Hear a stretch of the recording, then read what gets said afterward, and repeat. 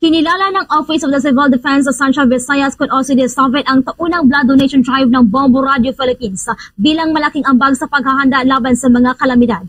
Ayon kay Joel Arestaen, Regional Director ng OCD-7, ang Dugong Bombo A Little Pain A Love to Gain nationwide blood donation drive ay hindi lamang simpleng aktibidad ng pagtulong, kundi isa ring inisyatibong nakakapagligtas at patuloy na magliligtas ng maraming buhay. Ipinaliwanag ni Arestaen ang naturang programa ay may malaking kontribusyon sa Philippine Red Cross lalo na sa paghahanda sa reserbang dugo na maaaring gamitin sa oras ng emerhensiya at kalamidad. Binigyang din pa ng opisyal na matapos ang sunod-sunod na lindol sa Cebu, napakahalaga ng mga bloodletting activities sa tulad ng Dugong Bombo, lalo na ngayon na naghahanda ang kanilang ahensya sa posibilidad ng nabigwan.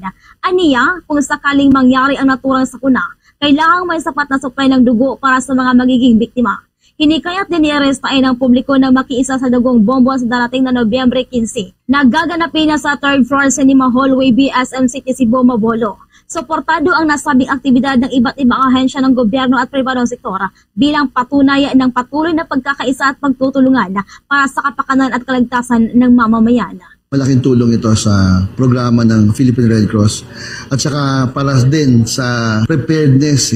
Pagaman nagkaroon ng sakuna, matatandaan ninyo na nung nagkaroon ng earthquake, nagtawag tayo ng mga volunteers. No? Hinihikayat po namin ang lahat na makisalo dito po sa bloodletting program ng Bombo Radio sa November 15, Sabado po yon sa SM City, Cebu.